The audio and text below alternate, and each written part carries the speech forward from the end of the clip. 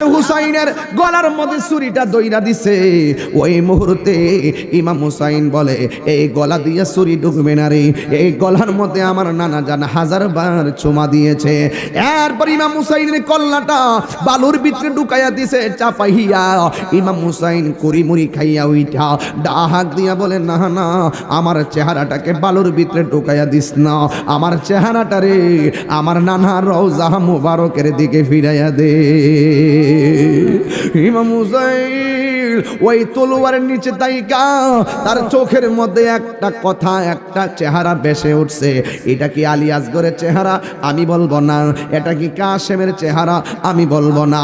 এই চেহারাটা কার? ওনার সুরে সুরে কবি বলতেছেন, ময়ূর নাময় রনারে জয়নাল, তুমি জয়নাল, হাইরে তুমি জয়নাল, ময়ূর না তুমি জয়নাল, মারারে গেলে নবীর বংশ থাকবে না। মহরমের 10 তারিখে কি ঘটাইলেন রব্বানা, হাইরে কি গো ও কলিজা মোর ফাটিয়া যায় গো, অলিতে তার ঘটনায়। আরে আল্লাহ বলে, ও জিবরাইল বাতাস করো ফাতেমার গায়ে, হাইরে বাতাস করো ফাতেমার গায়ে, বুদর সুখী জ্বলছে রে আগুন, বাতাসে কি ঠান্ডা গয়, জোরে দুলদুল কয় রে খবর, আমার মাইজেনে মোর কান্দে না, হাইরে মাইজেনে মোর কান্দে না, তোমার হোসেন যাই গরনে, কারবালাতে পানি না। এ হুসাইনি প্রেমিকরা কন্যা কণ্ঠ মিলে কন, মহরমের কি ঘটাইলেন রব্বানা, হাইরে কি ঘটাইলেন রব্বানা, কলিজা টিয়া যাই রে বলিতে তার ঘটনা। কোন খ্রিস্টানে ঘটাইতো মনটাতে বুঝ দিতাম, কারবালার ঘটনাটা যদি কিনে হিন্দুরা ঘটাইতো মনটার মধ্যে বুঝ দিতাম। কারবালার ঘটনাটা ঘটাইছে দাড়িওয়ালা টুপিওয়ালা, দাড়িওয়ালা টুপিওয়ালা ফাকরিওয়ালা, ফুরাতের পানি দিয়া উযু করছে, ফুরাতের প্রান্তরে নামাজ পড়ছে, এরপরও নবীর আওলাদের গলায় ছুরি চালাইছে। ওই এজিদের নাতির ঘরের ফতির ঘরের টতিরা এখনো প্রেমতে আসে না। না সুযোগ পাইলে তোমারও জমা করে নিব। জুতা চুর বিশ্বাস করো, কিন্তু ইমান চুরি বিশ্বাস করো না। জুতা চোর চুরি করতে হলে গোপনে আইব, কেউ যাতে না দেখে। আর ইমান চোর তোমার মতন মিল্লা, তোমার মতন নয়া বয়া থাকবো, মিল্লা মিল্লা সুযোগ পাইলে বরাক বাস দিয়া দিব।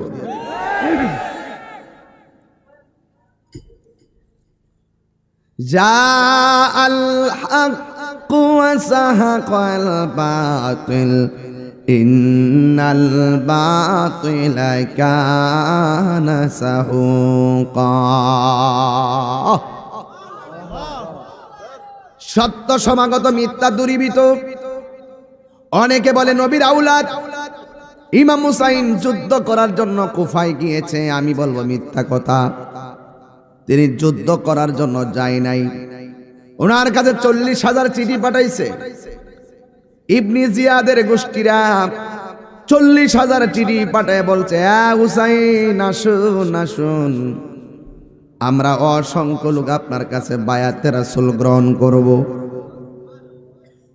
আর আপনি যদি না আসেন, আমরা যদি আপনার কাছে মুরিদ না হইয়া মারা যায়, আল্লাহর দরবারে আপনার বিরুদ্ধে আমরা নালিশ করব। এমন এমন এমন ভাষার চিঠি দিয়া ইমাম হুসাইনের কে ওখানে নিয়ে গেছে। দেখা গেল ইয়া হুসাইন বলে ওখানে নিয়ে গেল, কিন্তু ইমাম হুসাইনের জন্য তারা পানি বন্ধ করে দিয়েছে। কার লাগে রে পানি বন্ধ করছিস তোরা?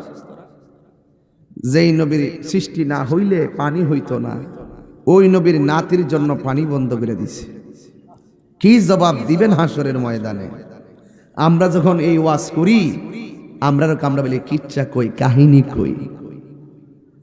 যেই মৌলবীগুলো এগুলা কথা কয়, এই মৌলবীগুলোরে বুলেট মারলো কারবালার ওয়াজ মুখ দিয়ে বাড়িত না। কি রে, এরার তো অধিকাংশ ইয়েজিদের জন্য মায়া কান্না। কথা বলেন ঠিক কিনা? এজিদের নামে মসজিদও বানায় এই বেত্তমিজ গুলো। দেখবেন বলবে আমার মতন বলবে এজিদের কোনো দোষ নাই, এজিদের কোনো দোষ নাই, এজিদকে কিছু বলা যাবে না, এত মায়া কান্না, এর দোষ নাই। এজিদ আমার নবীর নাতি ইমামে হুসাইন ওই কুফা নগরীতে যাওয়ার জন্য চিঠি পাঠাইছে গভর্নর। ইমাম হুসাইন বললেন, এ মুরব্বীরা, কি মাহবুব এই মাহফিল যে করছো, মুরব্বী লোকে পরামর্শ করছো নি? করছে, এটা সুন্নত। এটা কি? ইমাম হুসাইন রাদিয়াল্লাহু তাআলা আনহু মুরব্বীদেরকে নিয়ে পরামর্শ বসে গেলেন। ডাক দিয়ে বলতেছেন, ইয়া মুরব্বীরা, আমার কাছে কুফা নগরী থেকে চিঠি আসছে, আপনারা কি বলেন? আরে বাপটা যদি মূর্খ হয়, বাপের ব্রেইনের মতন তোমার ব্রেইন হবে না। বাপটা মারা যাওয়ার পরে দেখবা একটা সিদ্ধান্ত নিতে গেলে 100 বার চিন্তা করণ লাগে, এরপরে 100 ভুল হয়। কিন্তু বাপটা জীবিত থাকতে সিদ্ধান্ত নিতে চিন্তা করা লাগে নাই। বাবাই যেই সিদ্ধান্তটা করেছে, এই সিদ্ধান্তটাই বলবৎ এখনো আছে। কথা বলেন ঠিক কিনা? এই জন্য বলা হয়েছে, বাড়ির পাশে গাছ আছে, গাছটা যদি বড় হয়, তোমরা ফল না দিল গাছটারে কাইটো না। যদিও গাছটা ফল না দেয়, তোমার ছায়া দিবে। তোমার বাবা যদি বয়স হয়ে যায়, রুজি করে খাওয়াইতে পারে না, তাই বলে বাবারে ধমক দিও না, কারণ বাপটা যদি রুজি করে খাওয়াইতে না পারে, তোমার জন্য 2টা হাত তুলে বাবা দোয়া করবে। ইমামে হুসাইন শিখাইয়া দিয়া গেলেন, মুরব্বীদেরকে সম্মান করো। আমার নবী বলছে, ওয়ালাম ইউআক্কির কাবীরানা ফালাইসা মিন্না, যে বড়কে সম্মান করে না, সে আমার দলের অন্তর্ভুক্ত না। এই জন্য ইমাম হুসাইন মুরব্বীদেরকে বললেন, মুরব্বীরা দেখেন দেখেন চিঠি পাঠাইছে, আপনারা যা বলবেন তাই হবে। মুরব্বীরা বলল, হুসাইন, এদের হাতের লেখা বড় সুন্দর, তলোয়ারের ব্যবহার বেশি ভালো না, এরা মুনাফিক। এই মুনাফিক প্রেম গ্রামে আছে না নাই? দেখবেন কি সুন্দর করে কথা কয়। মুনাফিকদের ভাষা অনেক সুন্দর। এমন চিঠি লেখছে, মুরব্বীরা বলছেন, ও হুসাইন, কুফাবাসীর হাতের লেখা বড় সুন্দর, কিন্তু তাদের তলোয়ারের ব্যবহার ভালো না। মানে হলো তারা যদিও সুন্দর ভাষায় চিঠি লিখতেছে, মূলত এরা ম্যাক্সিমাম হলো মুনাফিক। এরপরে ইমাম মুসলিম আলাইহিস সালাম, এবার ইমাম হুসাইন সিদ্ধান্ত নিল, তাহলে কি করা যায়? আমি যাওয়ার আগে একটা প্রতিনিধি দল কুফার মধ্যে পাঠাবো। কে আসো যাবে? ইমাম মুসলিম ডাক দিয়া কই, আবু হুসাইন, আমি যাব। আমি গিয়ে আগে অবস্থা দেখব, তারপরে আমি দাওয়াত যেতে পারি কি পারি না জানাবো। ইমাম মুসলিম যখন তিনি দাঁড়ায় গেছে, যেই মাত্র রওয়ানা দিয়ে দিছে, ওনার 2টা সন্তান, একজনের নাম হলো মুহাম্মদ আর একজনের নাম হলো ইব্রাহিম। এই 2টা ছেলে ডাক দিয়া বলে, বাবা, ও বাবা গো, আপনি একলা যাবেন, আমরাও দুই ভাই যাইতে মন চাইতেছে, আমরাও আপনার সঙ্গেই যাব। ইমাম মুসলিম তার দুই সন্তান নিয়ে চলে গেল। এই কথাটা এখান থেকে ধরার মূল উদ্দেশ্য, এই তরুণ প্রজন্মের কিশোর বয়সের পোলাপানগুলা ঘটনা জানে না। একটু বয়স যাদের রয়েছে তারা ঘটনাগুলা জানেন। এই কিশোর বয়সের পোলাপানগুলারে কারবালার চেতনার পটভূমি জানাতে হবে, কারণ কারবালার পটভূমি, কারবালার সূত্রপাত ঘটনা যারা জানবে, এদেরকে এজিদি মুসলমানরা ঈমান হারা করতে পারবেন না। হাত তুলে বলো ঠিক না বলো। যুবক পোলাপান সাবধান বলে দিলাম, একটা গভীর ওয়াজ তুললাম। এই কারবালার চেতনা যেই অন্তরে থাকবে, সে কখনো বাতিলের সঙ্গে আপোষ করবে না। সে হয়তো নামাজ পড়ুক, রোজা রাখুক, হজ করুক, যাকাত দাও, যাই করুক না কেন, কপালে দাগ ফলাই দাও, তাকে টুকা দিবেন। তুমি বান্দাতন মানোনি, সে যদি বলে না। তুমি আহলে বাইত মানোনি, সে যদি বলে না। তুমি কি মানো? তুমি কারবালার তোমার ইমাম হুসাইন, ইমাম হাসান, মাওলা আলী, মা ফাতেমা, আহলে বাইতকে তুমি মানো, সে যদি বলে যে না, কারবালা কি বুঝি না, তাইলে আপনি তাকে বলবেন আমি তোকে চিনি না। এগুলো হলো ইমানের মাপকাঠির জায়গা। এই জায়গাগুলো ইমানের মাপকাঠির জায়গা। কথা বলেন ঠিক না বেঠিক? আহলে বাইতের মহব্বত ইমানের অবিচ্ছেদ্য অংশ। আহলে বাইতের বিরুদ্ধবাদীরা কখনো জান্নাতের গ্রাণ পাবে না। এবার দুইজন দাঁড়ায় গেছে, একজন হলো ইমাম মুসলিম আর দুইটা ছেলে মোহাম্মদ আর ইব্রাহিম। এই ছেলে তুমি দাঁড়াও, ওঠো। একজনের নাম কি? ইমাম মুসলিম। আরেকজনের নাম মোহাম্মদ, আরেকজনের নাম ইব্রাহিম। মোহাম্মদ ইব্রাহিম হলো ইমাম মুসলিমের ছেলে, বুঝছো? ইমাম হুসাইন যখন বলছে ওই দেশে যাবে, হ্যাঁ, তখন তারা দুইজন বলছে আগে আমরা গিয়ে দেখে আসি তাদের অবস্থাটা কি। না না না না না, এদেরকে ক্লাসের মতো বুঝাইতেছি, নাইলে এই প্রজন্মটা এই বয়স থেকে যদি কারবালার দীক্ষাটা পায়, আলা দেখবেন খুদা কি কসম, ওয়াহাবিরা, বেঈমানেরা, লামাযহাবিরা কখনো ঈমান হারা করতে পারবে না। এই দুই হাত তুলে বলো ঠিক কি না বলো। নারে তাকবীর, নারে রিসালাত, ইয়া রাসূলুল্লাহ, নারে গাউসিয়া, এদিয়া দরবার শরীফ, ফয়েজিয়া দরবার শরীফ, আল্লামা পীর মুফতি গিয়াসউদ্দিন আত-তাহরি বাবাজান কিবলা। একজনের নাম হলো মোহাম্মদ, আরেকটা ছেলের নাম ইব্রাহিম। চেহারা বড় সুন্দর, ফুটফুটে দুইটা নূরের টুকরা লইয়া ইমাম মুসলিম রওনা দিলেন ওই কুফা নগরীতে যাবেন। দেখেন কি অবস্থা, দেখেন। যাওয়ার সাথে সাথে ইবনে জিয়াদের গোষ্ঠীরা সালাম কালাম দিয়া মসজিদ বইরা গেছে। হাজার হাজার লোক প্রথম ওয়াজ শুনাই তারা মুরিদ হয়ে গেছে। ইমাম মুসলিম কয় এদের চাহিদা হলো হুসাইন, আর আমি হইলাম হুসাইনের প্রতিনিধি। আমার কাছে যদি এইভাবে মুরিদ হয়ে যা, হুসাইন আইলে তো সবই মুরিদ হয়ে যাবো গা। হ্যাঁ, একটা কাগজ লইছে, লয়া সিডি একখান পাঠাই দিছে, হুসাইন এই দেশের পরিস্থিতি খুব বালা, আপনি তাড়াতাড়ি আসুন। চিঠি পাইয়া তো ইমাম হুসাইন খুব খুশি। আর ওই দিক দিয়া আরেক জায়গার গভর্নর সেই ইবনে জিয়াদ ডাক দিয়ে কিরে, তার কাছে যদি এত লোক মুরিদ হইয়া যায় তাহলে আমার অবস্থা কি হইব? এই যারা ইমাম মুসলিমের কাছে মুরিদ হইছ, সূর্য ওঠার আগে মুরিদ প্রত্যাখ্যান করবা, আর যদি প্রত্যাখ্যান না করো তাহলে আমার তলোয়ার দিয়ে তাদের গলা কেটে গর্দান থেকে আলাদা করে দিব। কিন্তু ইবনে জিয়াদ ছিল খুব পাওয়ারফুল গভর্নর। এজিদের কয়েকটা প্রদেশের মধ্যে একটা মারাত্মক প্রদেশের গভর্নর ছিল কুফার ইবনে জিয়াদ। আর পাওয়ারফুল নেতা যখন এই ঘোষণা করছে, ফজরের নামাজ পড়াইতে গেছে, ইমাম মুসলিম যায়া দেখে প্রথম দিন মসজিদের ভিতরবর্তী বারান্দাবর্তী বাহিরে মানুষ চলে গেছে, কিন্তু পরের দিন ফজর পড়াইতে যাইয়া দেখে মসজিদের বাহিরে মুসল্লির খবর নাই, বারান্দায়ও মুসল্লির খবর নাই। ভিতরে মুসল্লি কইমা গেছে, জোহর পড়াইতে গেছে আরো কইমা গেছে, আসর পড়াইতে গেছে আরো কইমা গেছে, মাগরিব পড়াইতে গেছে আরো কইমা গেছে, এশা পড়াইতে গেছে, ইমাম সাহেব ছাড়া কেউ নাই। আই হায় হায় হায়, আগের দিন কি চিত্র দেখলাম, এখন কি অবস্থা? নাকি মুরব্বীরা যেটা কইছিল ইডি সঠিক, এরা বেশ কিমা মুনাফিক।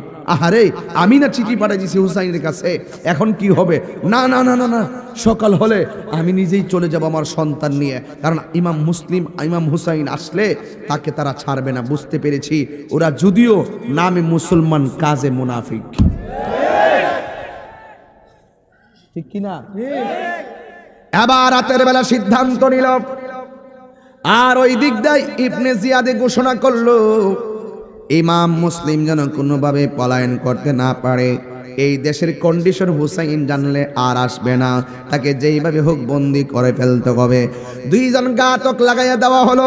এই দুইজন ঘাতক ইমাম মুসলিমের ঘরের দরজায় রাতের গভীর রজনীতে দুইটা তলোয়ার নিয়ে দাঁড়ায় রইছে।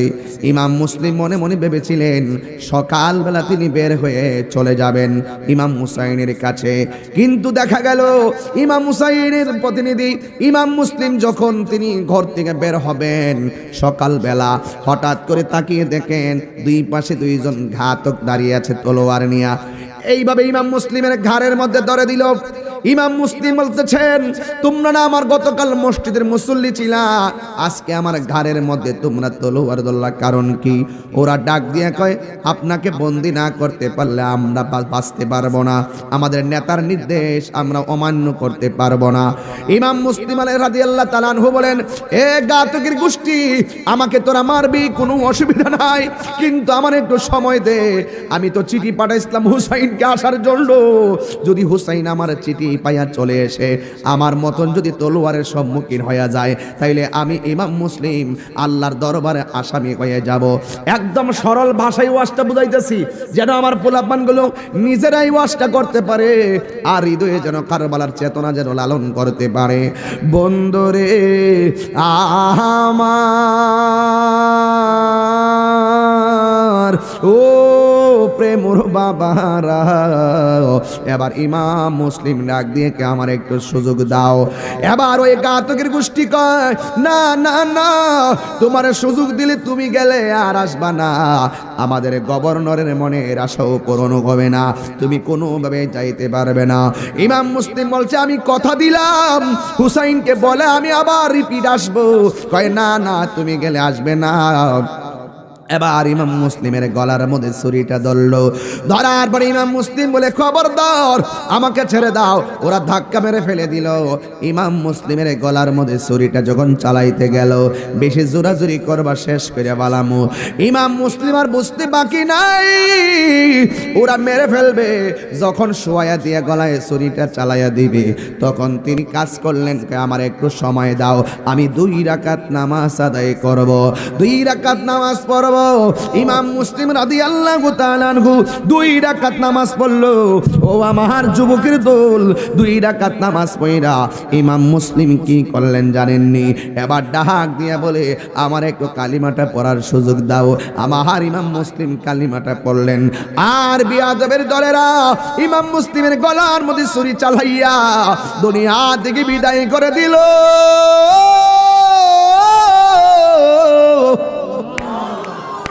হাই রে আমার প্রেমবাসী, ইমাম মুসলিম অন্য কিছু চাই নাই, 2 রাকাত নামাজটা কেন পড়তে চাইলো? 2 রাকাত নামাজ পড়া ইমাম মুসলিম বুঝায়া গেছে, তোদের নামাজ আমার নামাজ এক না। আরো জোরে কোন ঠিক কিনা? আজকে যে মুসলমানদের মধ্যে তো বাঘ দেখতেছেন, বাঘ কেন? এই বাঘটাই তো এই কারবালার বাঘ। ওই দিকে ইজিদের দিকে যার দরদ বেশি, এরাই হুসাইন প্রেমিক থেকে একটু দূরে থাকে। কথা বলেন ঠিক কিনা? এবার 2 রাকাত নামাজ পড়া বুঝাইলো, এদের নামাজ আর আমার নামাজ এক নামাজ না। এই জন্য তিনি নবীর মুহাম্মদে নামাজ পড়ে দুনিয়া থেকে বিদায় হয়ে গেল। ওই দিকে দিয়া হুসাইন পাপন জন্নিয়া সব রেডি, আর এই দিক দিয়ে ইমাম মুসলিমের সঙ্গে ছিল কয় ছেলে? কথা কয় না, আর জোরে কন্যা রে বাবা। নাম কি? মুহাম্মদ আর ইব্রাহিম। দুইটা ছেলে ওই যে সকালবেলা ঘুম থেকে ওইটা কয়, ও বাড়িওয়ালা, বাবা তো সকালবেলা প্রতি নামাজের পরে আইসা আমরার খবর নিত, আমার আব্বা দি আজকে নামাজের টাইম হয়ে সূর্য উঠে গেছে, আমার আব্বা দি আসে না।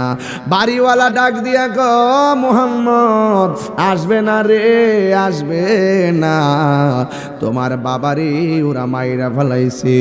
এবার ইমাম মুসলিমের দুই পোলা কয়, বাবারে মারছে দুঃখ করি না, কিন্তু হুসাইন আসলেও তো তাদেরকে মাইরা ফেলাইব, আমাদেরকে মদিনায় যাওয়ার রাস্তাটা দেখাইয়া দেন যেন আমরা মদিনায় যাইতে পারি। জোরে জোরে কি আল্লাহু আকবার বলা যাবে না? আম গাছ আম ধরে জাম গাছে, কতক্ষণ আম গাছে আম ধরে জাম গাছে, যেমন বাপ তেমন পোলা। ডাক দিয়া বলে, বাবা গেছে দুঃখ করি না, ওরা তো বাবার মতন আমরারও মাইরা ফালাইতে পারে, আর আমরারে মাইরা ফালাইলে হুসাইনে চলে আসলে ইমাম হুসাইনও বিপদে পড়ে যাবে, আমাদেরকে মদিনার রাস্তাটা দেখাইয়া দেন গো। এবার বাড়িওয়ালা বলে, এখন তো দেখানো যাবে না, আগামীকাল সকালবেলা তোমাদেরকে আমরা মদিনার কাফেলায় তুলে দিব, তোমরা মদিনায় চলে যাবে। এই কথা বলে সারাটা দিন বাড়িতে ছিল।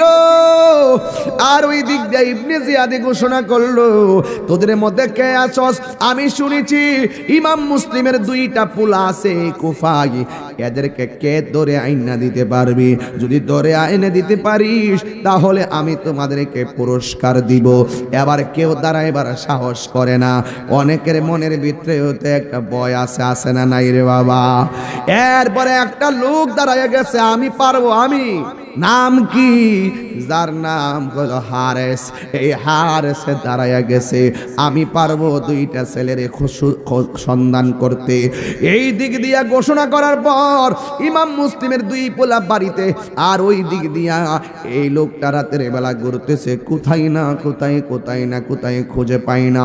ইন দি মিন টাইমে পরের দিন সকালবেলা ওই বাড়ির মালিক এই দুইজনকে মদিনার কাফেলা ধরাইয়া দিছে, আর তারা কাফেলার সঙ্গে যাইতেছে, পায়ের মধ্যে ঠসা পড়ে গেছে, আর হাঁটতে পারে না। কাফেলা তাদেরকে রেখে অনেক দূরে চলে গেছে, উটের কাফেলা। আগে তো মানুষ উট লইয়া লইয়া মরুভূমিতে যাইতো, 100 মাইল দূরে তারা যাইতো। ওই যখন কাফেলা রওনা দিল, এই দুইটা ছেলে কাফেলা হারাইয়া ফেলছে, আর সামনে যাইতে পারে না। এক ভাই আর এক ভাইরা ডাক দিয়ে কয়, বাইরে ও ভাই, আমি কেমনে যাবো? ক্ষুধার যন্ত্রণাও বাঁচি না, গলাটায় আমার শুকায় গেছে, ও বড় ভাই একটু পানি দিবেননি? বড় ভাই কয়, আমার বাবা দুনিয়ার দিকে চলে গেছে, আমার ছোট ভাই আমার কাছে আমানত। ঠিক আছে বাইরে, আমি পানি দিতেছি। হঠাৎ করে দেখতেছে একটা মহিলা কুয়া থেকে পানি তুলতেছে। এই কূপের কাছে গেল, কুয়ার চতুর্কোণায় যে দাঁড়াইয়া রইছে। একটা মহিলা বালতি নিচে ছাইরা নিচের দিকে যখন তাকাইছে, দুইটা ভাই আস্তে আস্তে মাথাটা তুললা কুয়ার পানির দিকে তাকাইছি। এবার মহিলাটা আগ দিয়া কয়, আমি যখন কুয়ার নিচে বালতিটা ফেললাম, আমি তাকাইয়া দেখলাম কুয়ার পানির ভিতরে দুইটা নূরের টুকরা জাদুমণির চেহারা দেখা যায়। কোথায় থেকে এই চেহারা? হঠাৎ করে তিনি দেখলেন দুইটা ছেলে কবুতরের বাচ্চার মতন কান্না কাপাকাপি করতেছে। এবার ডাক দিয়া বলে, তোমরা কেডা গো? নাম কইলে যদি ধরা খায়া যায়, নামটাও সেদিন তারা বলে নাই। ডাক দিয়া বলে, আমাদেরকে আপনার চিনবেন না, আমরা কইলাম মদিনার গোলাম, মদিনার গোলামি আমায় দে হো মুর্শিদ মোরে, মদিনার গোলামি আমায় দে। সাউন্ডটা তুইলা দেন, মাইকের সাউন্ডটা। মদিনার গোলামি আমায় দে ও মুর্শিদ মোরে, মদিনার গোলামি আমায় দে। টাকা চাই না, পয়সা চাই না, হীরা মানিক মুক্তা চাই চায় না গো, বলেন না, টাকা চায় না, পয়সা চায় না, হীরা মানিক মুক্তা চায় না, ভাঙ্গা কপাল ভাঙ্গা কপাল ভাঙ্গা কপাল জোড়া লাগাই দে ও মুর্শিদ মোরে, মদিনার গোলামি আমায় দে, মদিনার গোলামি আমায় দে ও মুর্শিদ মোরে, মদিনার গোলামি,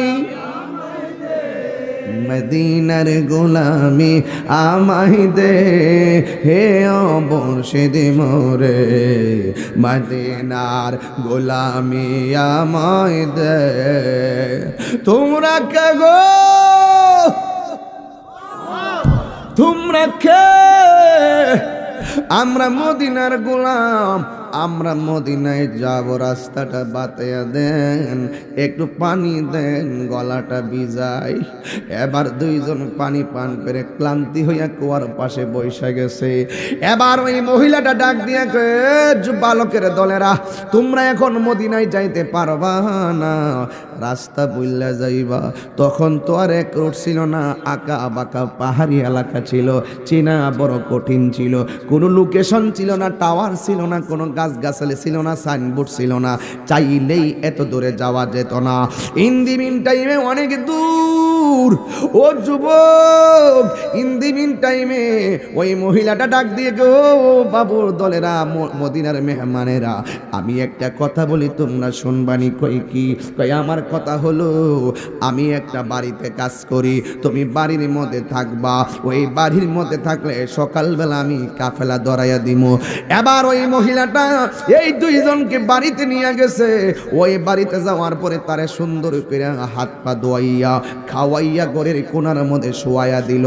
যেই মাত্র শোয়াইয়া দিল, দুইজনের পায়ের তলার মধ্যে ঠসা ভরপুর, রাতের বেলা ঘুম আসে না, যেই কোনো ব্যথা রাতের বেলা একটু বেড়ে যায়।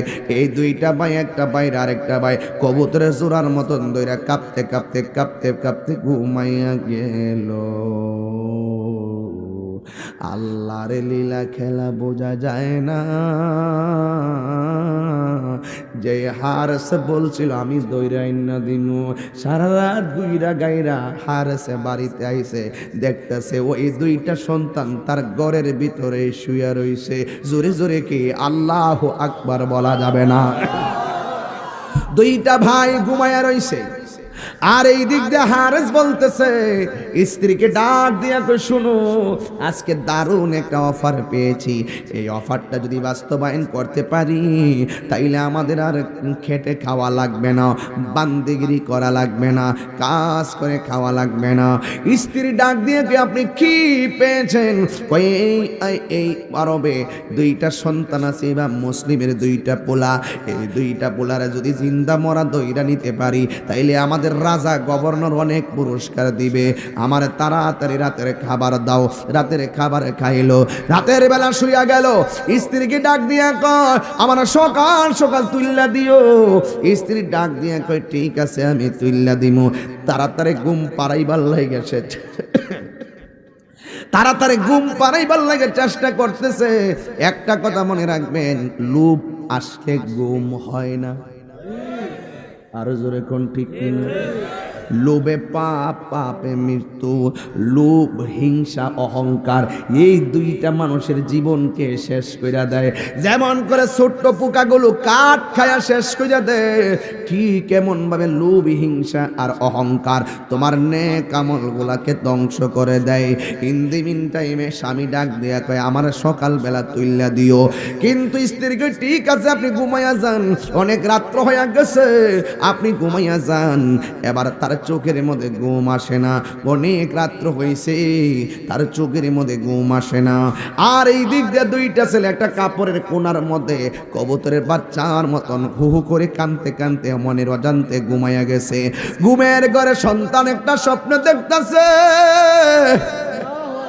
তার বাবা গলা কাটা হইয়া এইভাবে দুইটা হাত তুললা দাঁড়ায় রয়েছে। আয় বাবা, আই বাবা, গলা কাটা চেহারা যদি আপনার বাবারা দেখেন, অনেক সময় ভয়ঙ্কর স্বপ্ন দেখলে আমরা চিৎকার পাইরা ঘুম থেকে উঠি। ছোট বাচ্চাটা বাবার গলা কাটা দেখা আর ঘুমের ঘরে থাকতে পারে নাই, বাবা গো কইয়া চিৎকার মাইরা উঠেছে। ইন দি মিন টাইমে আওয়াজ হইছে, ওই হারেস ঘরের মধ্যে স্ত্রীকে ডাক দিয়ে কয়ে, কি ব্যাপার, আমার ঘরের মধ্যে আওয়াজ আসলো কেমনে, কোথায় থেকে আওয়াজ আসলো? স্ত্রীটাকে না, মনে হয় বাহিরের কেউ কান্নাকাটি করতেছে। সুরের মন, কথা কন, চোরের মন পুলিশ পুলিশ আইতাছে, দৌড়া লাইতাছে এই দিক দিয়ে ওই দিক দিয়া, কিন্তু হারেছে লাভ মাইরা শোয়া থেকে দাঁড়াইলো। দাঁড়াইয়া তখন তিনি বাহিরে যাইয়া দেখেন শেষ রজনীতে কোনো মানুষ নাই, কোনো বাচ্চা কাচ্চার আওয়াজ নাই। ঘরের মধ্যে আইসা কয়, আমি তো বাহিরে আওয়াজ পাইতাছি না, মনে হয় যেন আওয়াজটা ঘরের মধ্যে হইছে।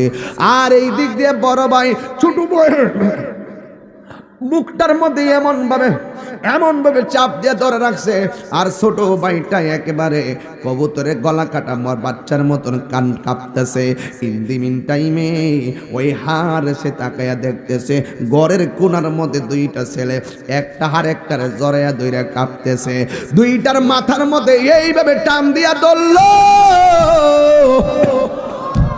হাই রে, দুইটারে এমন ভাবে ধরলো, ছোট ভাইটা বড় ভাইরে ডাক দিয়া কে, ভাই এমন ভাবে তো আমার মা বাবা কোনোদিন আমাদের চুলে ধরে টান দেয় না, এটা কেডা গো, আমরা চুলের মধ্যে এমন ভাবে টান দিল। এই দুইটারে খেসরাইয়া এই দুইজনরে বাহিরে আনলো। এই যে ঘরের ভিতরে আমি যারা খুঁজতেছি তারাই তো এই জায়গার মধ্যে আমার ঘরের মধ্যে আশ্রয় নিছে। মহিলাদের মন তো অনেক নরম, স্ত্রীটা স্বামীর পায়ের মধ্যে লাফ দিয়া দইরা বলে, স্বামী আমি প্রয়োজনে সারা জীবন বান্দিগিরি কাটবো, এই টাকা আমার সংসারে লাগবো না, আমার সামনে মদিনার ফুলের গায়ে টাচ করতে আমি দিব না। মদিনা মদিনা আসে কমমিনের ঠিকানা, ওরে দিদার চেয়ে কাঁদো তোমরা, দিদার চেয়ে কাঁদো তোমরা, হনা নবীর দেওয়ানা। মদিনা মদিনা আসে কমমিনের ঠিকানা, বলো আসে গো মুমিনের ঠিকানা। এ আমার যুবক, ও আমার প্রেমুর বন্ধুরা, ও আমার দেবিদ্যার বাবাজিরা গো, এবার স্ত্রী লাভ মাইনা স্বামীর পায়ের মধ্যে ধরলো, স্ত্রীকে লাথি মেরে ফেলে দিল। আপনারা জবান বলেন, লোভের মধ্যে পড়লে হিতাহিত জ্ঞান কি থাকে নাকি হারায়া যায়? দুইটা ছেলেরা এমন ভাবে ধরলো, আর ওই দিক দিয়ে ইমাম হুসাইন কাফেলা লয়ে আসতেছে। দেখেন ঘটনাটা কত কঠিন। আর এই দিক দিয়ে ইমাম মুসলিম দুনিয়াতে নাই, দুইটা ছেলে আবারও হারেসের কাছে বন্দী হইয়া গেল। এই দুইটা ছেলে ডাক দিয়ে, কি ব্যাপার, আপনি আমাদের চোখের মধ্যে এমন ভাবে বাতলে, এমন ভাবে গলার মধ্যে চুলের মধ্যে টান দিয়া ধরলেন কেন? আমরা কি অন্যায় করেছি? কয়ে কোনো অন্যায় না, তোমাদেরকে ধরে নিয়ে যাব রাজ দরবারে। দুইটা ছেলে ডাক দিয়ে কে, হে হারেস, আপনি আমরা নিয়ে যাবেন, কোনো অসুবিধা নাই, কিন্তু আমরা একটু মদিনায় যাওয়ার সুযোগ দিয়ে দেন। মনে হয় যেন আমার বাবার চিঠি পাইয়া হুসাইনে চলে আসতেছে, আমরা যাইয়া হুসাইনকে না করব যেন এখানে না আসে। আমরা কথা দিলাম, আমরা দুই ভাই ইচ্ছায় আইসা আপনাদের তলোয়ারের নিচে আমাদের গর্দানটা বিছাইয়া দিমু, আমাদেরকে একটু সময় দেন, আমরা হুসাইনের কাছে চলে যাই। কিন্তু লোভে পড়লে মানুষ কোনো বাধা মানে না। দেখবেন রাস্তায় ডাকাত ধরলে আপনি যতই ভালো কথা কন না কেন, হঠাৎ করে আপনার গায়ের মধ্যে দাও দিয়া কোদাল দিয়া কূপ মারে। কেউ কোনোভাবে লোভে পড়লে হিতাহিত জ্ঞান থাকে না। এই জন্য ওই দুইটা ছেলে ডাক দিয়া কই ছেড়ে দেন। এবার দুইজনের ধাক্কা মাইরা ফালাইয়া কয় বেশি বাড়াবাড়ি করবি তোকে কিন্তু জবাই করে ফেলামু। এবার ইমাম মুসলিমের দুই পোলা, একজনের নাম হলো ইমাম মুহাম্মদ আর একজনের নাম হলো ইমাম ইব্রাহিম, বাবার মতো ডাক দিয়ে কে ও আল্লাহর বান্দা, তুমি বুঝতে পেরেছি আমাকে মদিনায় যাওয়ার জন্য দিবে না, মনে হয় তুমি আমরা আমার বাবার মতো মাইরাই ফালাইবা, কিন্তু আমরা রে 2 রাকাত নামাজ পড়ার সুযোগ দাও। এবার এই দুইটা ছেলে বাপের মতন 2 রাকাত নামাজ ঠিকই পড়ছে। পয়রা ডাক দিয়ে কয় তোমরা তো আমাদের কোনো কথাই মানলা না, এখন একটু সময় দাও না, আমরা হুসাইনের কাছে যাই। ওই দিক দিয়ে ইমাম হুসাইন অর্ধেক রাস্তা চলে এসেছে। ইমাম মুসলিমের একটা কন্যা ছিল হুসাইনের কাফেলায়। একটু পরে পরে ইমাম মুসলিমের কন্যার মাথায় পানি ঢেলে দিচ্ছেন ইমাম হুসাইন, আর বারবার মস্ক দিকে পানি পান করাইতেছে। ইমাম মুসলিমের মেয়েটা ডাক দিয়া কয় এ হুসাইন, ও হুসাইন, আপনি তো আমারে কোনোদিন এমনভাবে আদর করেন নাই, এমনভাবে মাথায় পানি দেন নাই, এমনভাবে পানি পান করান নাই, আজকে এমনভাবে আপনি আমারে পানি পান করাইতেছেন, কারণটা কি? ওরা কি আমার বাবারে মাইরা ফালাইছে নাকি গো? এত আদর কেন আমরারে করতেছেন? আপনারা জবান খুলে বলেন ইমাম হুসাইন বেলায়েতের পাওয়ারে সব জানার ক্ষমতা আছে না না? ইমাম হুসাইন তিনি রওনা হয়ে গেল। যাইতে যাইতে কুফা নগরীতে ঢুকবে, ওই দিক দিয়া বিয়াদবের দলেরা এমন ভাবে ঘোড়া নিয়ে সামনে আসতেছে যেন মনে হয় যুদ্ধ লেগে গেছে। এবার শহর বানো ডাক দিয়ে কয় স্বামী গো, ওরা এমন ভাবে কেন আসতেছে? কয় মুসলিমরে যেমনে শেষ করেছে মনে হয় তারাও তো আমাদেরকে ছাড়বে না। ঠিক আছে, তোমরা পর্দার আড়ালে যাও, তোমরা সুন্দর করে খেজুর গাছের ডাল দিয়ে তাবুগুলা টানাও, ওই তাবুর ভিতরে চলে যাও। একটু আগে আমার মাহবুবে বলছিল মা বোনেরা আপনারা আপনাদের জায়গায় যান, আপনারা আপনাদের প্যান্ডেলের ভিতরে যান। কেন বলছিল? কারণ পর্দা আহলে বায়াতের মধ্যে ছিল কি ছিল না? ইমাম হুসাইন কয় শহর বানু, তোমরা খেজুর ডাল দিতেছি, ওই খেজুর ডাল দিলে তাবু বানাইয়া তোমরা তাবুর ভিতরে ঢুকে যাইবা। নামাজ যেমন ফরজ, পর্দাও তেমন ফরজ। কথা বলেন ঠিক কিনা? ওই দিক দিয়া 2টা ভাই ইমাম ওই হারেসের তলোয়ারের নিচে নাই নাই, এই 2টারে তলোয়ার দিয়া দেহ থেকে কল্লাটারে আলাদা কইরা মস্তক নিয়া ইবনে জিয়াদের দরবারে চলে গেছে। এই হলো আহলে বায়াতের প্রেমিকদের জীবন দেওয়ার ইতিহাস। এই জন্য সুন্নি যারা, আমরা সুন্নি যারা, খবরদার খবরদার, আমরা সুন্নি যারা হকের জন্য জীবন দিতে এক চুল পরিমাণও কার্পণ্য করি না। কথা বলেন ঠিক কিনা? এই জন্য আমার যুবক আমি প্রায় মাহফিলে বলে থাকি নবীর প্রেমিকেরা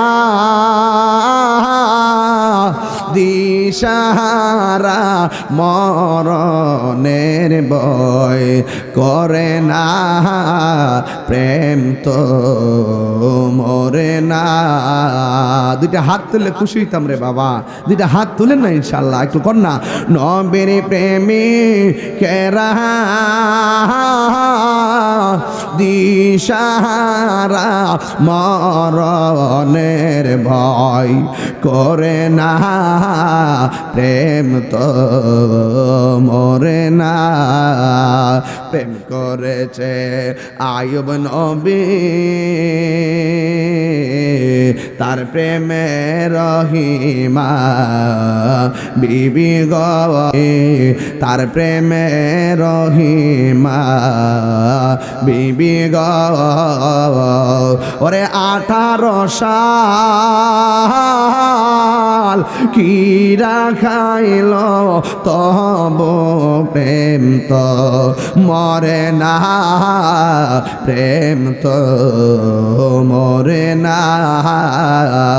বলেন না নবীর প্রেমিকেরা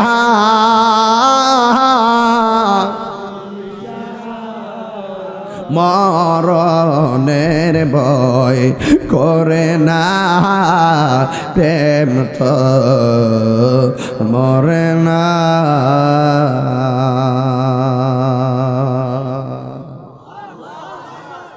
আকাশে কান্দে বাতাসে কান্দে, কান্দে দরিয়ার পানি, দুই পুত্র হারায়া কান্দে ফাতেমা জননী রে। হায়রে আমার সোনার চন্দ্রমণি, আল্লাহ বলে ও জিবরাইল যাও না রে চলিয়া, 70,000 ফেরেশতা নামাও জানাজার লাগিয়া রে। হায়রে আমার সোনার চন্দ্রমণি। ও যুবক, ইমাম হুসাইন কারবালায় গেল, বিয়াদবরা পানি বন্ধ করে দিল। এই মুহূর্তে যদি জানতাম হুসাইনের জন্য পানি বন্ধ করছে, আমরা প্রেমবাসী জায়গা জমি বেচে আসমান দিয়া বিমান দিয়া উইরা গিয়া ইমাম হুসাইন পরিবারে পানি দিয়ে দিতাম। কথা বলেন, কথা বলেন, কথা বলেন, কথা বলেন, কথা বলেন, ঠিক না? মনটা কি কয় দেখেন, কোন নবীর আওলাদের জন্য ওরা পানি বন্ধ? যদি খ্রিস্টানরা পানিটা বন্ধ করতো মনটা বুঝ দিলাম, মুসলমান হইয়া দাড়ি টুপি লেখা নবীর আওলাদের জন্য তারা পানিটা বন্ধ করছে। এই ঘটনা কি ভোলা যায়? এই মুসলমান, এই ঘটনা কি ভোলা যায়?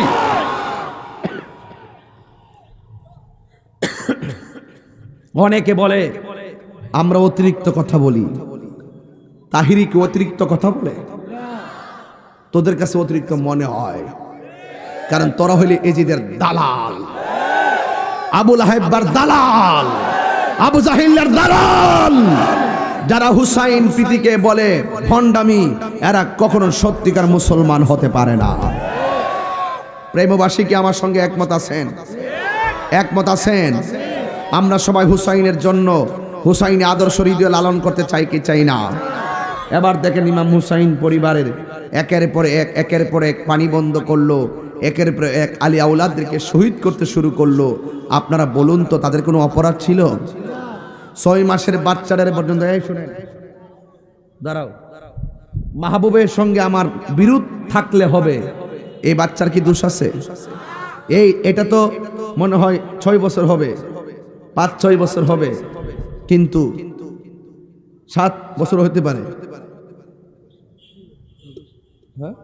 6 বছর, হ্যাঁ 6-7 এমনই তো। আমার জিফুত হওয়ার পর বয়সটা বুঝে আর কি, বাচ্চার কত বছর হইতে পারে একটা আইডিয়া করতে পারি আর কি। 6 মাসের বাচ্চা, 6 বছর না, 6 মাসের বাচ্চা এইভাবে লয়ে গেছে। এইভাবে যাই বলছে, ফুরাতবাসীরা আমার এই বাচ্চাটা লেগে একটু পানি দাও। ওরা উপর থেকে খবরদার পানি দিবি না, তীর মেরা দে। একটা তীর মারছে, বাচ্চাটার কলিজা ছিদ্র হয়ে গেছে। যেই বাচ্চাটা তাকাইতে পারতো না পানির জন্য, মুখ লড়াইতে পারতো না ক্লান্ত হওয়ার কারণে, সেই বাচ্চাটা তীরবিদ্ধ হওয়ার পরে বাপের দিকে এমনি চায়া দিছে, চায়া বুঝাইতেছে, বাবা আর পানি লাগতো না, আমি আল্লাহ হাউজে কাউসারের পানি পান কইরা ফেলাইছি। বাচ্চাটারে নিয়ে শহর বানুর কাছে গেল। স্বামী দেখছেন আমার ছেলে পানি পান করে কেমনে ঘুমায় গেছে? ইমাম হুসাইন বলেন, শহর বানু এমন পানি পান করছে, জীবনে তোমার কাছে আর পানি চাইব না। এমন পানি পান করে ঘুমাইছে, জীবনে কোনোদিন এই ঘুম থেকে উঠে তোমাকে মা বলবে না। নাই নাই, শিশু আসগর নাই, এরপরে একের পরে আলী আকবর নাই, আলী আসগর নাই, একের পরে এক সব চলে যাচ্ছে, সব চলে যাচ্ছে, সব চলে যাচ্ছে।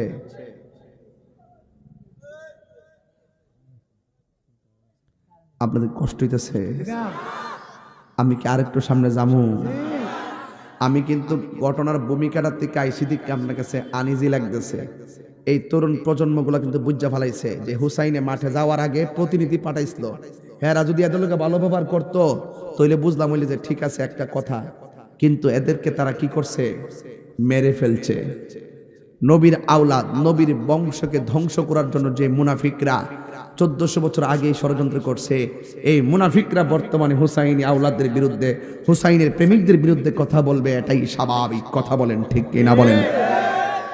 কান্দে জৈনব কান্দে কুলসুম কান্দে রে সকিনা কান্দে এই ছেলে এই আমার কাছে এত খারাপ লাগে জানো, আমি যেই ওয়াজ করতেছি এই ওয়াজটা শুনলে তার গায়ের মধ্যে তীর লাগে না। ঘটনাটা যখন ঘটছিল হেরা শরীরে তীর লাগছিল, হেরা বুঝছে ঘটনাটা কেমন, কত কঠিন ছিল। কথা বলেন ঠিক না বেটি? আর আপনারা এই ঘটনা মাঝখানতে গেলে হুট করে ফোন আইছে, বাড়িতে কাজ আছে, বিছনা ডাকতেছে, এইগুলা প্রেমের লক্ষণ না। প্রেমের লক্ষণ তারা যেই পথে চলে জীবন দিছে, আমরাও সেইভাবে জীবন দিতে চাই। কথা বলেন ঠিক কি না? এটাই হবে আজকের প্রেমুর মাহফিলের ওয়াদা। কথা বলেন ঠিক কি না বলেন? আমরা জীবন দিব কিন্তু ঈমান দিব। বলেন না?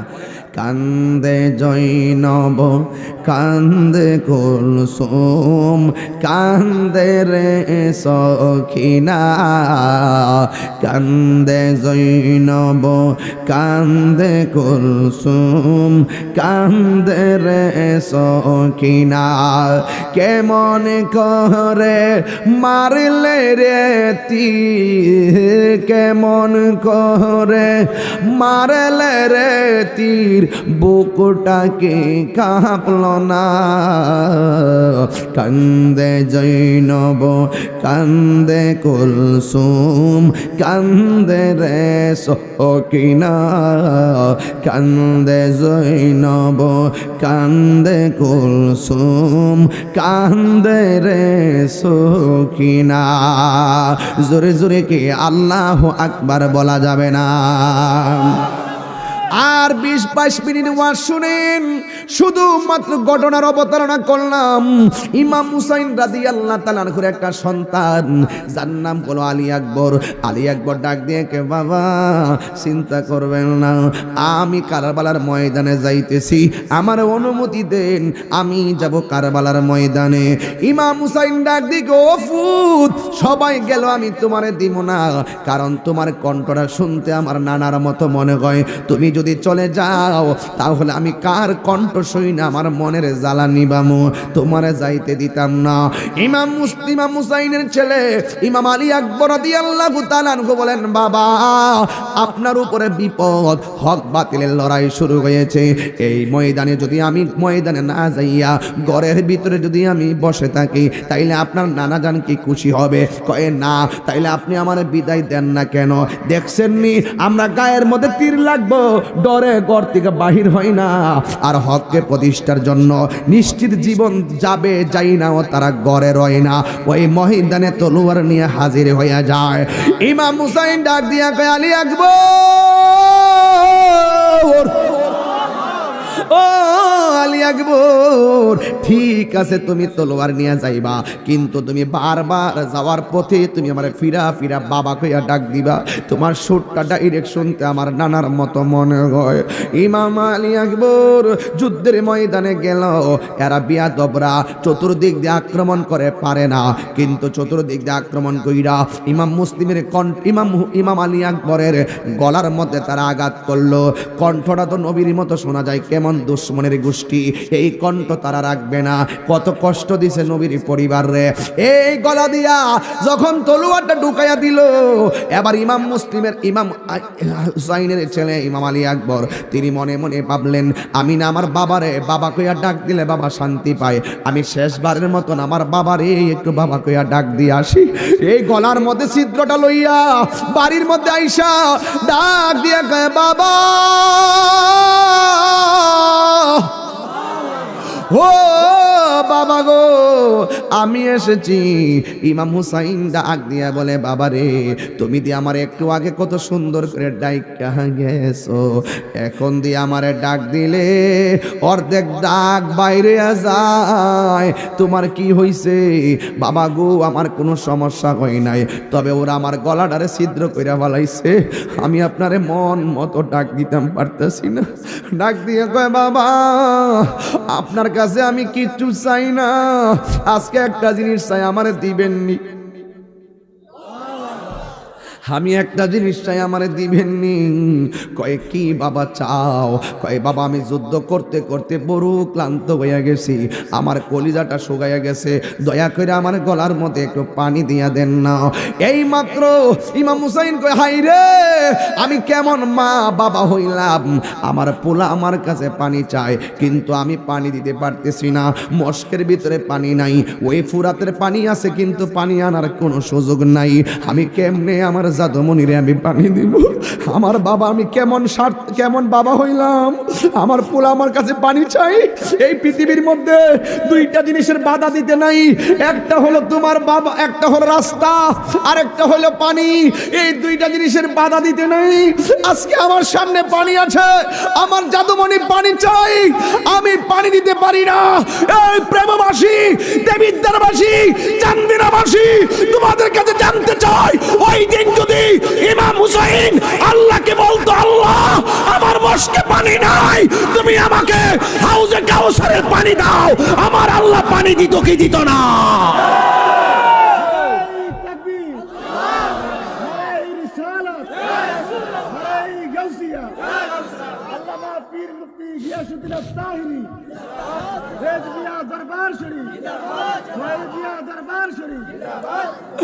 আমার যুবক ভাইরা গলাটা ছিদ্র, রক্ত পড়তেছে, আরে পানি পান করব, গলা দিয়া তো পানি বাইরিয়া যাইব কিন্তু পানি নাই।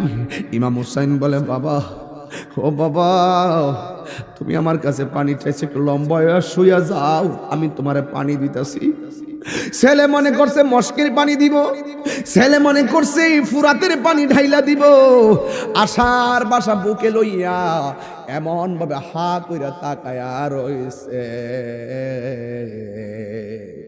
এবার ইমাম আলী আকবর বলে আমি যখন আমার বাবার কাছে পানি চাইলাম, আমার বাবা আমার মুখের মধ্যে আমার বাবার জিহ্বাটা ঢুকাইয়া দিয়া আমার ডাক দিয়া কই ফু ও ফুতরে, মস্কের মধ্যে পানি নাই, শুকায় গেছে, ফুরাতে পানি আছে, আনার কোনো সুযোগ নাই, নে আমার জিহ্বা থেকে যতটুকু মনে চায় টাইনা টাইনা একটু পানি খাইয়া নে। ইমাম আলী আকবর ডাক দিয়া বলে বাবা আপনার জিহ্বা দিয়ে আমার চাইতে আরো বেশি শুকায়া রইছে, আমার বাবা আছে দীক্ষা না আমি বাবার কাছে পানি চাইছি, আপনার বাবা নাই দীক্ষা বুঝি আপনি পানি চান না, আপনি দিয়ে আমার চাইতে আরো বেশি শুকায়া রইছেন।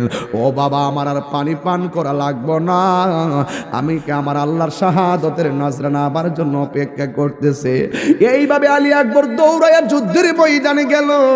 আলী আকবর দুনিয়াতে নাই, ওই দিক দিয়ে একটা লোক ইন্দিমিন টাইমে একের পর এক চলে গেল, একের পর এক চলে গেল।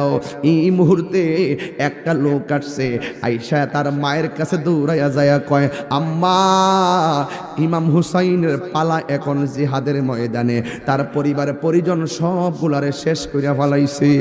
ওই মুহূর্তে আলী আকবর শেষ, আলী আসগর শেষ, জয়নাল আবেদিন বন্দি। এবার ডাক দিয়া বলে বা তুমি যে হুসাইনের জন্য পাগল, এই হুসাইনের জিহাদের ময়দানে যাবে, ও মা হুসাইনের জিহাদের ময়দানে যাবে, মনে হয় তারা মেরে ফেলবে। এই মুহূর্তে তিনি শুধুমাত্র একা, তিনি একটা জায়গায় বসে আছে, বৈশাখে ঘুমাইয়া গেছিল, আমি দেখলাম সে ঘুমাইয়া গেছে, ঘুমের ঘরে স্বপ্নে নাকি দেখছে নবী আয়েশা পিয়ালা লইয়া দাঁড়াইয়া রইছে। আসলে কেন দাঁড়াইছে? হুসাইনের গলার তাজা রক্ত নেওয়ার জন্য নবী দাঁড়াইছে। জোরে কন্যা আল্লাহু আকবার। ডাক দিয়ে কই মা হুসাইন যুদ্ধের ময়দানে যাবে। মা ডাক দিয়ে বলে, বাবারে আমি তোর কি লাগি? কই আপনি আমার মা লাগেন। কই তুই আমার কি লাগস? কই আমি আপনার পুত লাগি। তোর বিয়া করাইছি কোন দিন? কই মা পরশুদিন বিয়া করাইছেন। তাইলে আমি মা তোর অর্ডার দেই, নবীর আওলাদ বিপদে সব শহীদ হইয়া যাইতেছে।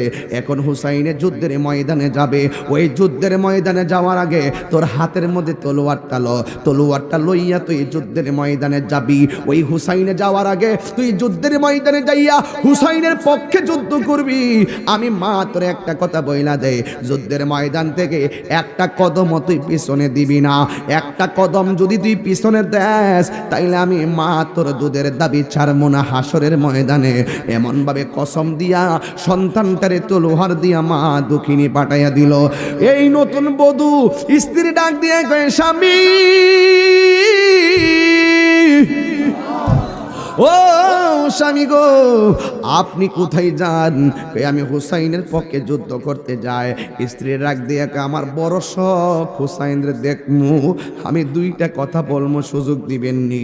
এবার স্ত্রীকে সাথে করে নিয়ে গেছে, নিয়ে হুসাইনের সালাম দিয়া স্ত্রীটা ডাক দিয়া বলে, হুসাইন ও নবীর আদরের দুলাল, আমার স্বামী এখন যুদ্ধের ময়দানে যাবে। আমার স্বামী যদি শহীদ হইয়া যায়, আমার সময়টা আমার শাশুড়ি এবং আমি আপনার কদমের মধ্যে আমরা স্থান পামনি। হুসাইন কোনো কথা কয় না, কারণ তার স্বামীর যেই গতি হবে, হুসাইনের যদি সেই গতি হয়, তাইলে ওরা কোথায় যাবে? এবার স্ত্রী ডাক দিয়ে অসুবিধা নাই, এই দুনিয়ায় যদিও আমার জায়গা আপনার কদমে না হয়, তাইলে আমার স্বামী যদি শহীদ হইয়া যায়, তাইলে আমার জায়গাটা জান্নাতে আপনার পাশে আমার স্বামী সহকারে হবেনি। এই কথা বইলা স্বামীর বিদায় দিছে।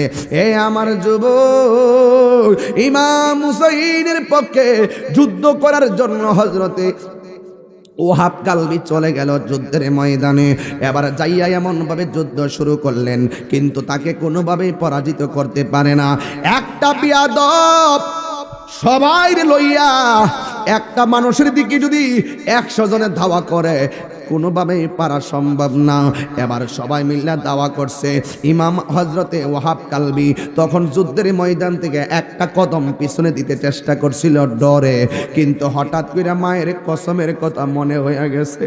মা না আমারে কইছে একটা কদমও পিছনে দিতে পারবি না, যদি মৃত্যুর ডরে, শত্রুর ডরে একটা কদম পিছনে দেস, তাইলে আমি মা তোর দুধের দাবি ছাড়ব না। এখন আমি পিছনে যাব কেমনে? কারণ মায়ের কসমটা বড় মারাত্মক ছিল। মায়ের এক দাঁড় দুধের দাম কাটিয়া গায়ের চাম, এক দাঁড় দুধের দাম, এক দাঁড় দুধের দাম কাটিয়া গায়ের চাম, পাপস বানাইল ঋণ সুদ হবে না, এ মন্ধ রদি ভবে আর হবে না আমার মা গো। বলেন না, এ মন্ধ রদি ভবে কেউ হবে না আমার মা গো। মায়ের একদার দুধের দাম কাটিয়া গায়ের চাম, একদার দুধের দাম, একদার দুধের দাম কাটিয়া গায়ের চাম, পাপস বানাইল ঋণ সুদ হবে না, এ মন্ধ রদি ভবে আর হবে না আমার মা গো। মার কসম বড় মারাত্মক রে বাবা। মা দোয়া করলে ওলি হইয়া যায়, মা বদুয়া দিলে ধ্বংস হইয়া যায়। ওহাব কালবি আর পিছনে যাই না। ওই মুহূর্তে মা দুঃখিনী, তখন কসমটার কথা মনে হইয়া গেল। বিয়াদব রাইসা ওহাব কালবির পিছন দিক দিয়া এমন জোরে একটা কূপ মারছে গো, ওহাব কালবির দেহ থেকে কল্লাটা আলাদা হইয়া গেল। নাই নাই, ওহাব কালবি দুনিয়াতে নাই। এবার বিয়াদব বিয়াদবরা ওয়াহাব কালবির চুলের মধ্যে এইভাবে ধইরা তার কল্লাটারে তার মায়ের কাছে নিয়ে গেছে, নিয়ে ডাক দিয়া কয়, এই অলক্ষণী মা, ও বেঈমান মা, একমাত্র নতুন বিয়া করছে সন্তানটারে দুধের কসম দিয়া সন্তানটারে মাইরা খাওয়াইলা, তুমি কেমন মা নিদয়া মা, নও তোমার সন্তানের কল্লা তুমি নিয়ে নাও।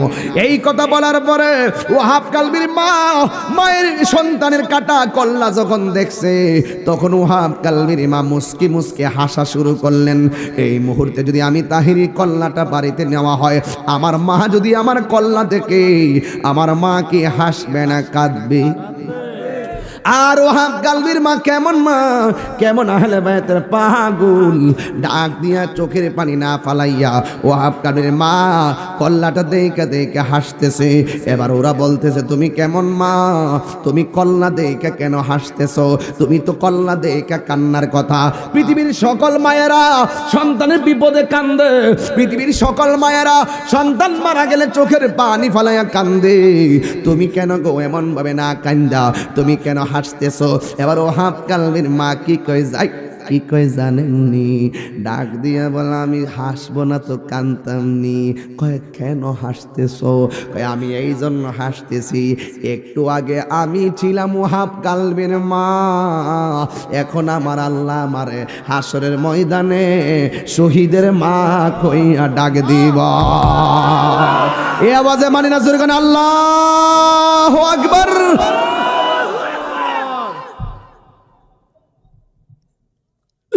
ডাক দিয়া কয়, একটু আগে আমি ছিলাম ওয়াহাব কালবির আম্মা, আল্লাহ আমারে হাসরের ময়দানে এখন আমারে শহীদের মা কইয়া ডাক দিব।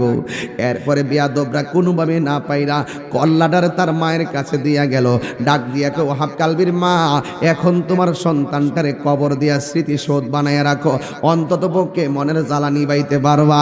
কল্লাটা যেই মাত্র হাতে নিছে এইভাবে ঢিল মাইরা কল্লাটারে ফালাইয়া দিছে। কই এই কল্লা আমি নিমু কিল্লেগা? কই তুমি কবর বানায়া রাখো, স্মৃতিসৌধ বানায়া রাখো, তাইলে তোমার সন্তানের কবর দেখা তুমি কিছু জ্বালা নিবাইতে পারবা। মা কল্লাটারে ঢিল মাইরা ফালাইলো। ওরা ডাক দিয়া কয়, কি ব্যাপার, তুমি তোমার সন্তানের কল্লাটা নির্দয়ার মতো কেমনে তুমি ঢিল মাইরা ফালাইয়া দিলাও? এবার ওয়াহাব কালবির মা ডাক দিয়া কয়, আমি কল্লা ফালাইতাম না কিল্লেগা, আমি তো আমার পোলাডারে আল্লাহর রাস্তায় দান কইরা দিলাম, দান করা জিনিস ফেরত নেওয়া যায় যে না। আরে এইগুলা কেমন পাগল রে, কেমন আশেক, দেখ দেখ শিক্ষা যাও। গোটা কারবালাটা ইমানি চেতনার নাম। এই জন্য ইমাম হুসাইন শেষ বেলায় জৈনবরে ডাক দিয়া কয়, এ জৈনব, আমার সখিনারে দিককে রাখো, আমার জৈনাল রে পাইলে সান্ত্বনা দিও, কিন্তু আমার সালামটা নবী রোজাই মদিনায় পৌঁছে দিও। আমার কেউ নাই রে এই ভব সংসারে,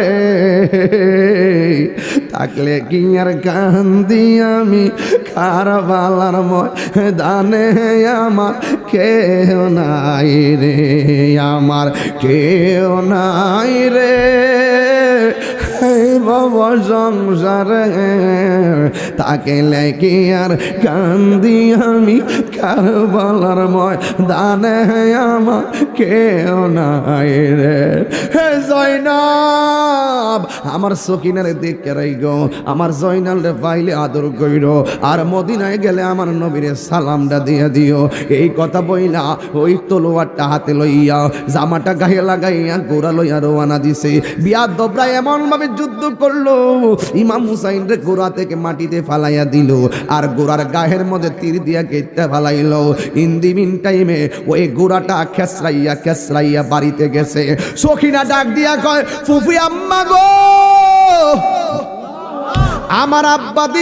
আমার আব্বার ছাড়া তো কোনোদিন ঘোড়া আসে না, আজকে দি ঘোড়াটা একলা একটা আইলো, আমার আব্বার ঘোড়া এলো, আমার আব্বা কই?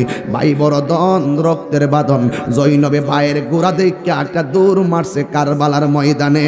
অনেকগুলা লাশ কারবালার জমিনে ধুলাই মিশে আছে, কাহারও চেহারা চিনা যায় না, কিন্তু ওই বডির মধ্যে ওই হুসাইনের জামাটা দেখা, হুসাইন রে দেখা ওই জৈনবে দেখে ফালাইলো, দেখে চিন্না ফালাইলো। ইমাম ইমাম হুসাইন ওই যুদ্ধের ময়দানে পড়ে আছে। একটু পিছনে যাওয়া লাগবে বোঝার জন্য। একটু পিছনে হলো ইমাম হুসাইন রে যখন গট গোড়া থেকে ফালাইয়া বুকের উপরে বৈশা গেছে,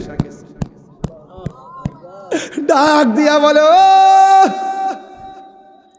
আমার বুকের মধ্যে বইস না। আমার বুকটা হাজারো বার আমার নানার সিনা মুবারকের সঙ্গে লেগেছে। জ্বালা জোড়ায় না, জ্বালা জোড়ায় না রে কারবালার করুণ কাহিনী কেমনে বলা যায়। কারবালার করুণ কাহিনী কেমনে বলা যায়। নবীর আওলাদ শহীদ করল, নবী নিষ্ঠুরে যে দায় করে বালার করুণ কাহিনী কেমনে বলা যায়। করে বালার করুণ কাহিনী কেমনে বলা যায়। ইমাম হুসাইনকে যুদ্ধের ময়দানে তীর বানাইয়া তীর গেতা ফালাইয়া এবার গলার মধ্যে যখন ছুরিটা ধরে দিবে, ওই মুহূর্তে ইমাম হুসাইন ডাক দিয়া কয়, আমার 2 রাকাত নামাজ পড়ার সুযোগ দে। দেখছেন নি, ইমাম মুসলিমও কইছিল 2 রাকাত নামাজ পড়ার সুযোগ দে। ইমাম মুসলিমের 2 পোলাও কইছে আমার 2 রাকাত নামাজ পড়ার সুযোগ দে। ইমাম হুসাইনও কারবালার জমিনে কইছে আমার 2 রাকাত নামাজ পড়ার সুযোগ দে। ওরা আলাদা আলাদা নামাজ পড়া বুঝাইয়া গেছে, এদের নামাজ আর আমার নামাজ এক নামাজ না। কথা বলেন ঠিক না বেঠিক? এবার হুসাইনের গলার মধ্যে ছুরিটা দইরা দিছে। ওই মুহূর্তে ইমাম হুসাইন বলে, এই গলা দিয়ে ছুরি ঢুকবে না রে, এই গলার মধ্যে আমার নানা জান 1000 বার চুমা দিয়েছে। এরপর ইমাম হুসাইনের কল্লাটা বালুর ভিতরে ঢুকাইয়া দিছে চাপাইয়া। ইমাম হুসাইন কুড়িমুড়ি খাইয়া উইঠা ডাক দিয়া বলে, না না, আমার চেহারাটাকে বালুর ভিতরে ঢুকাইয়া দিস না, আমার চেহারাটা রে আমার নানা রওজা মুবারকের দিকে ফিরাইয়া দে। ইমাম হুসাইন ওই তলোয়ারের নিচে তাইকা তার চোখের মধ্যে একটা কথা, একটা চেহারা ভেসে উঠছে। এটা কি আলী আসগরের চেহারা? আমি বলবো না। এটা কি কাশেমের চেহারা? আমি বলবো না। এই চেহারাটা কার? ওনার সুরে সুরে কবি বলতেছেন, ময়ূর নাময় রনারে জয়নাল, তুমি জয়নাল, হাইরে তুমি জয়নাল, ময়ূরনা তুমি জয়নাল মারারে গেলে নবীর বংশ থাকবে না। মহরমের 10 তারিখে কি ঘটাইলেন রব্বানা, হাইরে কি গো ও কলিজা মোর ফাটিয়া যায় গো, অলিতে তার ঘটনায়। আরে আল্লাহ বলে অজিবেরাইল বাতাস করো ফাতেমার গায়ে, হাইরে বাতাস করো ফাতেমার গায়ে। বুদর সুখী জল সেরে আগুন, বাতাসে কি ঠান্ডা গয়, জোরে দুলদুল কয়রে খবর, আমার মাইজেনে মোর কান্দে না, হাইরে মাইজেনে মোর কান্দে না। তোমার হোসেন যাই গরনে কারবালাতে পানি না। এ হুসাইনি প্রেমিকরা কন্যা কণ্ঠ মিলে কন, মহরমের কি ঘটাইলেন রব্বানা, হাইরে কি ঘটাইলেন রব্বানা, কলিজা ফাটিয়া যায় রে বলিতে তার ঘটনা।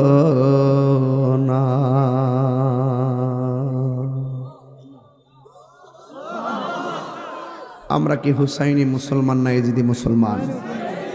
ইমাম হুসাইন কি পদের জন্য ক্ষমতার জন্য জীবন দিছে নাকি হকের জন্য? আরো জোরে কিসের জন্য? হকের জন্য জীবন দিছে। আমরাও জীবন দিতে চাই কি চাই না? প্রয়োজনের রক্ত দিব, জীবন দিব, কিন্তু হুসাইন প্রেম হৃদয়ে লালন করবই করব। কথা বলেন ঠিক কিনা? জীবন দিব কিন্তু ঈমান দিব। বাতিল